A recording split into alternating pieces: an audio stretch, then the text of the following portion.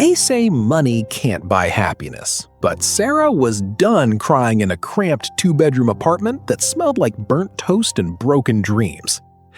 "I'm leaving you, Mark," she'd said that morning. Mark didn't even look up from his laptop. He just stared at his spreadsheets, his gray hoodie frayed at the sleeves. He looked exactly like what he was, a low-level data analyst who hadn't bought her a piece of jewelry in 3 years. "Is it because of Julian?" Mark asked, his voice flat. Sarah didn't hesitate. "Julian is the CEO of Sterling Tech. He's a billionaire, Mark. He looks at me like I'm a queen, not a roommate he shares a phone plan with." She slammed the door, walked straight into the arms of the man who promised her the world, and signed the divorce papers within the week. She thought she was escaping a life of mediocrity for a throne in the clouds. She had no idea that by leaving the broke husband she despised, she was actually walking directly into a trap designed by the very man she thought she knew. Because the man in the frayed hoodie, he didn't just work at Sterling Tech. He owned the entire city. Sarah and Mark had been married for 5 years. They met in college when they were both starving students. But while Sarah's ambition grew, Mark seemed to stall. He worked remote from their couch, wearing the same 3 t-shirts, claiming he was building something. Sarah was tired of the budget grocery stores. She was tired of the staycations.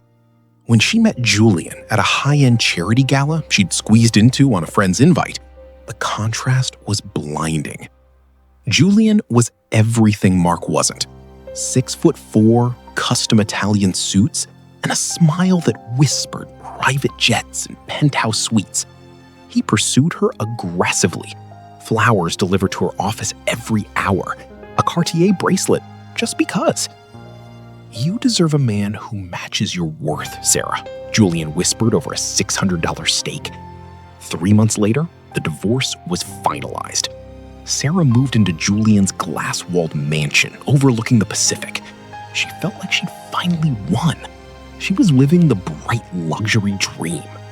The honeymoon phase lasted exactly 14 days. It started with the gift. Julian handed her a thick legal folder. "Since we're going to be a power couple, I want you to handle the PR for my latest acquisition. It's a small tech firm I'm absorbing." Sarah was thrilled. She opened the folder, expecting to see a new company name. Instead, she saw a photo of her old apartment building. "Why are you buying this dump?" she laughed. "I'm not just buying the building, Sarah," Julian said, his eyes not quite reaching his smile. "I'm buying the debt of everyone in it, including your ex-husband's.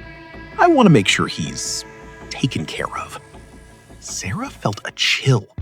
Why did a billionaire care about a data analyst in a frayed hoodie?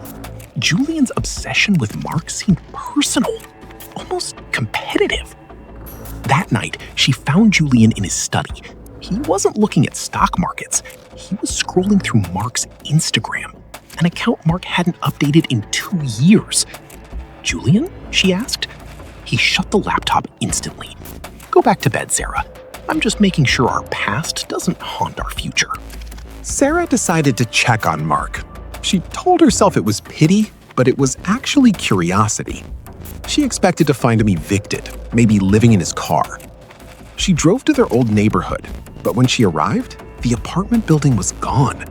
In its place was a construction site for a massive, ultra-luxury high-rise. She called Mark's number, disconnected.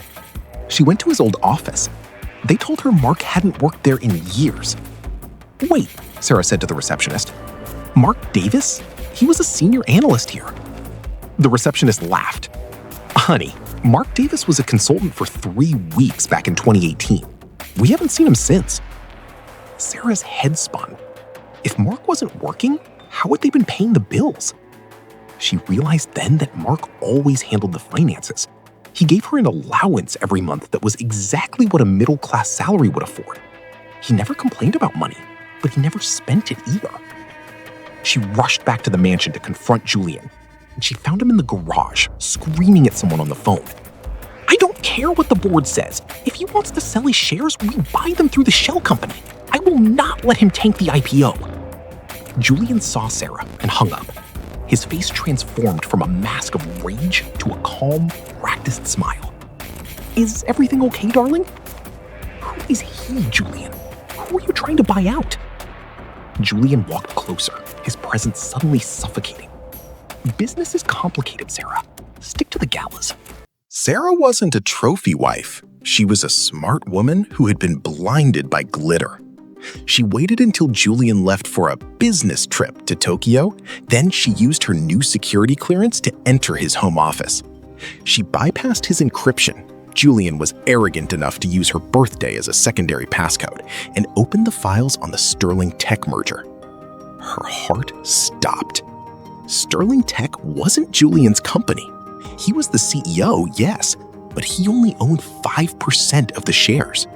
The majority shareholder, the man who actually owned the empire, the patents, and the land the mansion sat on, was listed under an LLC called MD Heritage. MD. Mark Davis. Mark hadn't been a broke analyst. He was the founder of the most powerful tech conglomerate in the country. He had lived in that tiny apartment because he hated the vanity of wealth. He wore the frayed hoodie because he didn't need to prove anything to anyone. And Julian? Julian was his former college roommate, a man Mark had hired out of pity to run the day-to-day operations while Mark stayed in the shadows, coding the future. Sarah realized with a sickening jolt, Julian didn't love her. He had seduced her specifically to hurt Mark. She was a pawn in a corporate vendetta. Sarah tried to call Mark, but she was interrupted by the sound of the front door opening. Julian wasn't in Tokyo. He walked into the office, seeing the screen. He didn't look angry. He looked relieved.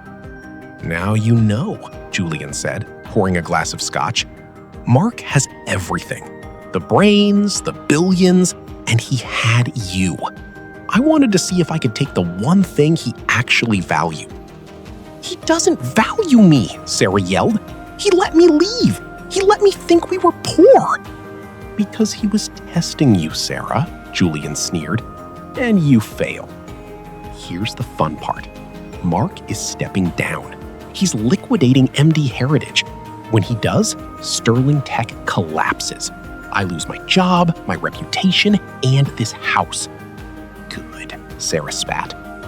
Not good for you, Julian smiled, a sharp, predatory look.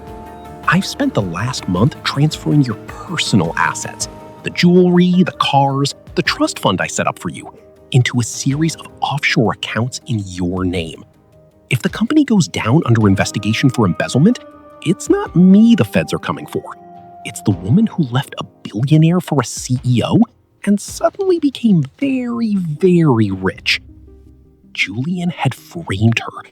He was planning to burn the company to the ground to spite Mark, and he was using Sarah as the fall girl. Sarah fled. She didn't take the jewelry. She didn't take the Maybach. She took a taxi to the only place she could think of, a small, secluded cabin in the woods Mark had bought years ago, claiming it was for retirement. She found him sitting on the porch. He wasn't wearing a hoodie. He was wearing a bespoke suit that cost more than Julian's car. He looked powerful. He looked cold. "Mark, I'm so sorry," she sobbed. "Julian is trying to frame me. He told me everything. I didn't know who you were." Mark looked at her, and for the first time in 5 years, she saw the man behind the spreadsheets. There was no love in his eyes, only a calculated, terrifying stillness. "I know what Julian did," Mark said quietly. "In fact, I encouraged him." Sarah froze. "What?" "I knew Julian was skimming off the top for years," Mark said, standing up. "And I knew he wanted you. I wanted to see how far he'd go. And I wanted to see how fast you'd run." "Mark, please." "I didn't just let you leave, Sarah. I facilitated it. I made sure you met Julian. I made sure he had the funds to impress you. I needed a distraction so I could finalize the liquidation without him noticing." "You used me?" Sarah whispered. "You chose the money, Sarah. You just chose the wrong man's money." Mark checked his watch. In 10 minutes, the FBI will arrive at Julian's mansion. They'll find the offshore accounts. They'll find the confession Julian planted. And then they'll come here. Why are you telling me this? Mark smiled, and it was the darkest thing she'd ever seen.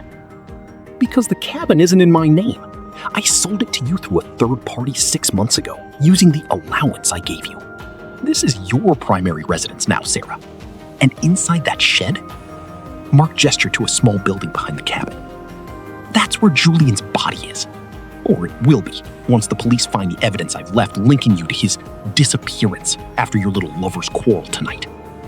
Sarah looked back at the driveway. A black SUV was pulling up. It wasn't the police. It was a private security team. Mark stepped off the porch and walked toward the car. You wanted a life of drama and high stakes, Sarah, Mark said, closing the car door. I just wanted to see if you could handle the bill. Sarah realized too late. The broke husband wasn't a victim. He was the architect. She hadn't left a loser for a winner. She had left a lion for a wolf, only to realize the lion had been the one pulling the strings all along. She was now the face of a billion-dollar scandal, a murder suspect, and the only person Mark Davis ever truly succeeded in deleting.